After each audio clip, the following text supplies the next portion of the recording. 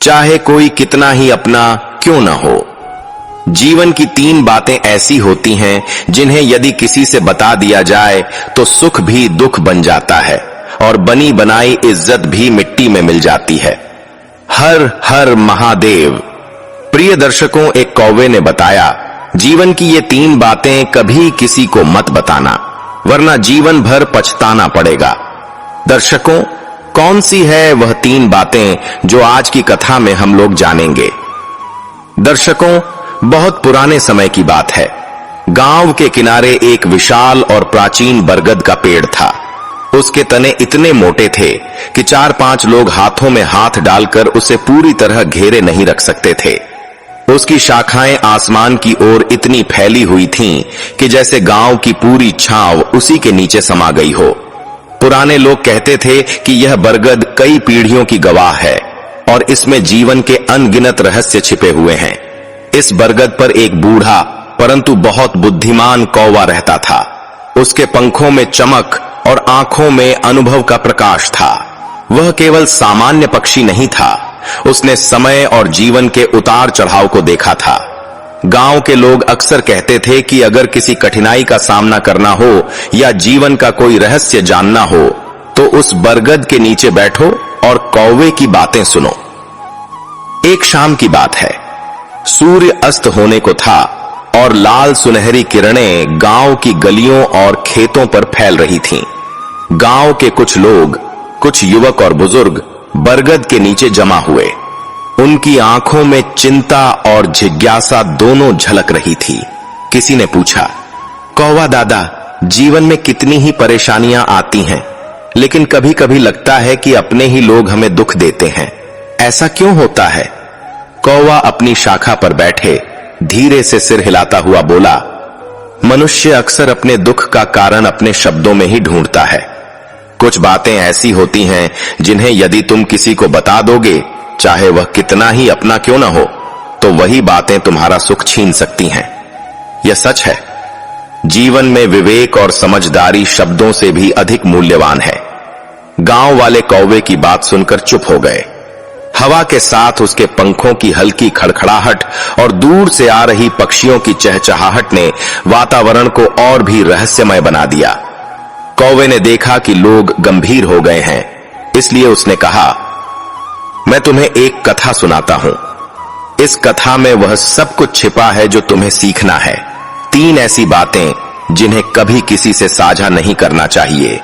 यदि तुम ध्यान से सुनोगे तो न केवल समझोगे बल्कि जीवन में विवेक और सुरक्षा भी पाओगे। गांव वाले कौवे के चारों ओर घने हो गए।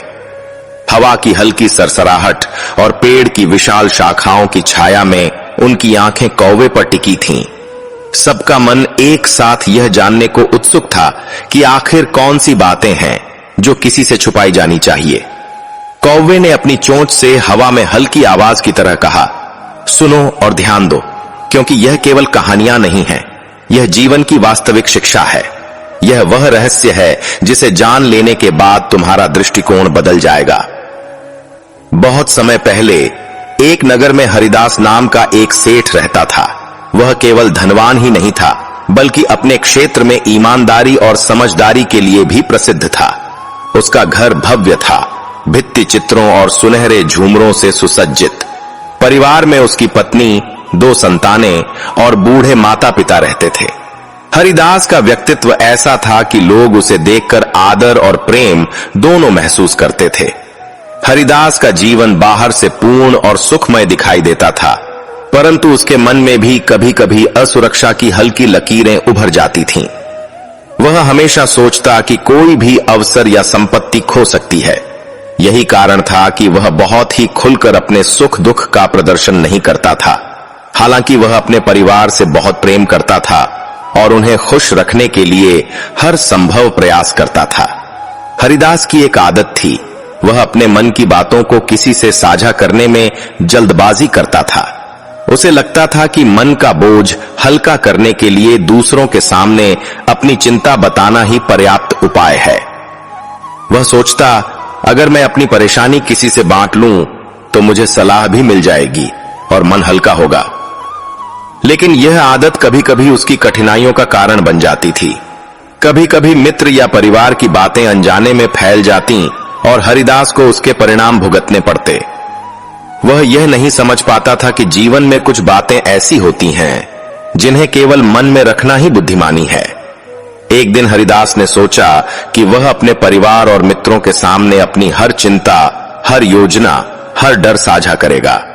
उसने अपने मन में तय किया कि इससे उसका जीवन और सुखद बनेगा।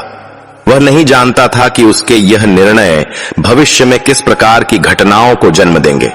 कौवा अपनी चोंच से हवा में हल्की आवाज करता हुआ बोला, देखो, यही वह समय है जब हरिदास की पहली परीक्षा शुरू होती है।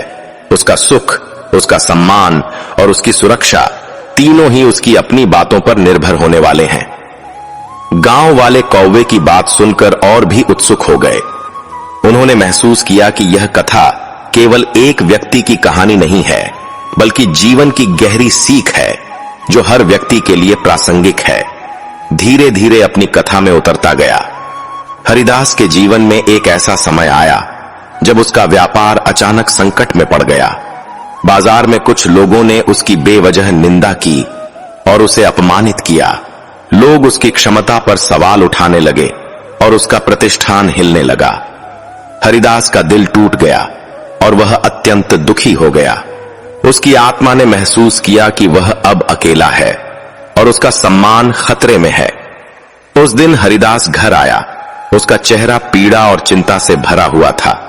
वह अपनी पत्नी के पास गया और सारी बात बताई। उसने कहा, प्रिय, आज बाजार में मुझे अपमानित किया गया। लोग मेरी क्षमता पर शक कर रहे हैं और मुझे नहीं पता कि मैं फिर से कैसे संभल पाऊंगा। उसकी पत्नी ने उसे सांत्वना दी, उसके हाथ पकड़े और कहा, डरो मत, हम तुम्हारे साथ हैं। कठिन समय में भी हम तुम्हारे साथ खड़े रहेंगे। लेकिन धीरे धीरे यह दुख और अपमान की कथा घर के भीतर ताने का रूप ले गई। कुछ समय बाद जब घर में कोई छोटी बहस हुई तो पत्नी ने हल्के स्वर में कहा, तुम तो वैसे ही सबके सामने अपमानित हो चुके हो।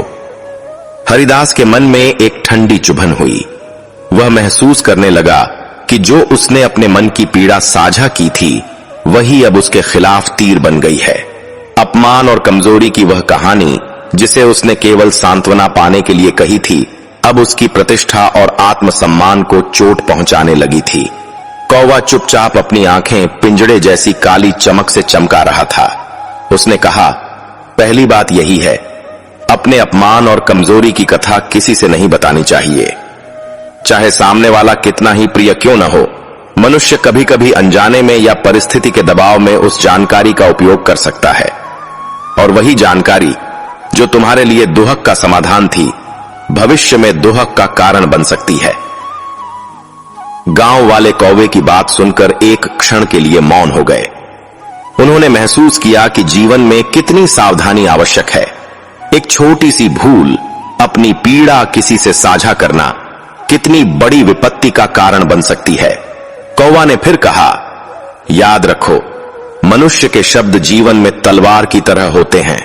यदि उन्हें समझदारी से नहीं बोला गया तो वे न केवल अपने बल्कि अपने प्रियजनों को भी चोट पहुंचा सकते हैं। कौवा अपनी शाखा पर बैठा धीरे धीरे अपने पंख फैलाते हुए कहानी में गहराई लाने लगा।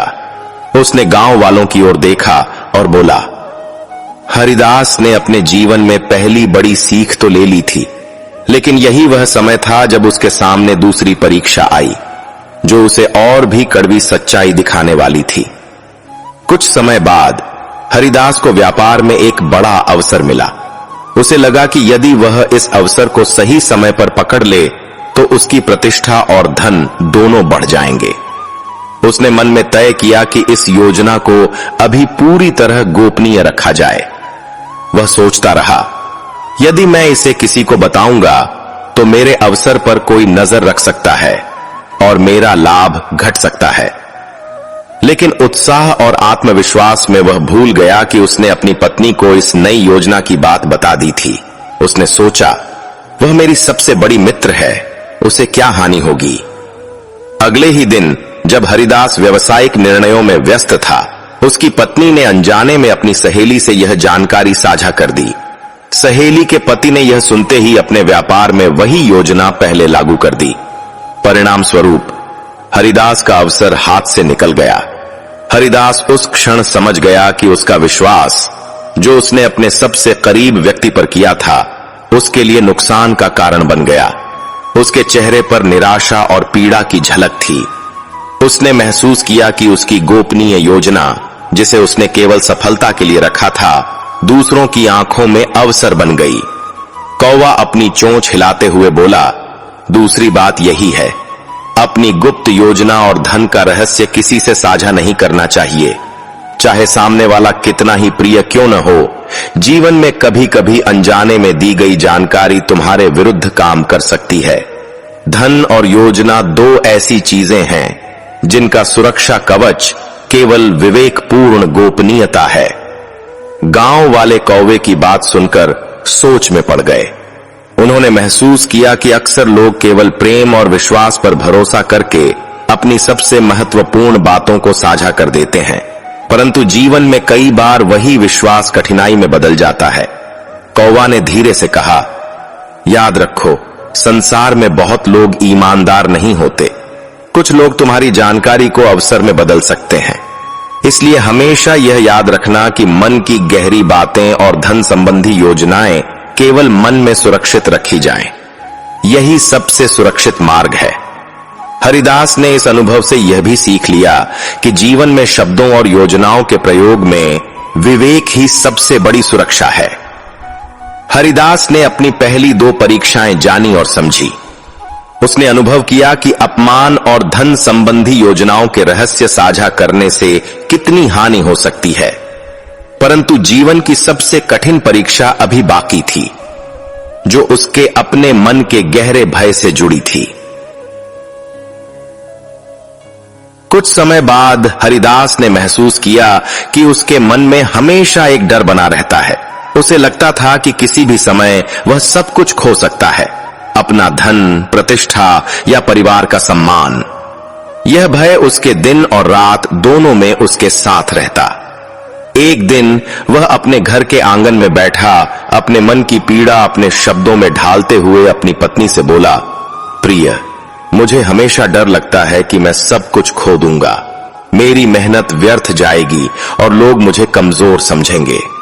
उसकी पत्नी ने उसे समझाया और सांत्वना दी, लेकिन अनजाने में वह यह बात अपने रिश्तेदारों और मित्रों से कह गई। धीरे धीरे गांव में यह बात फैल गई कि सेठ हरिदास बहुत डरपोक और असुरक्षित व्यक्ति है। जैसे ही लोग उसे देखने लगे, उसका प्रभाव और प्रतिष्ठा दोनों घटने लगे। व्यावसायिक पार्टनर उसे गंभीर और निर्णयक्षम व्यक्ति नहीं मानने लगे। धीरे धीरे हरिदास ने महसूस किया कि उसका यह गहरा भय, जिसे उसने केवल साझा करके हल्का करने की कोशिश की थी, वास्तव में उसकी कमजोरी बन गया। कौवा ने गंभीर स्वर में कहा, तीसरी बात यही है, अपने मन का गहरा भय और अंदर की असुरक्षा किसी से नहीं बतानी चाहिए। यदि तुम इसे उजागर कर देते हो तो लोग उसी भय का लाभ उठाकर तुम्हें कमजोर समझ सकते हैं। मनुष्य के शब्द उसकी शक्ति और सुरक्षा दोनों को प्रभावित कर सकते हैं। यही सबसे बड़ी सीख है। गांव वाले कौवे की बातों को सुनकर गंभीर हो गए। हवा की हल्की सरसराहट और बरगद की विशाल छाया में सबको यह एहसास हुआ कि कभी कभी जीवन में चुप रहना और अपने मन की गहरी बातें केवल मन में रखना ही सबसे सुरक्षित और बुद्धिमान मार्ग है।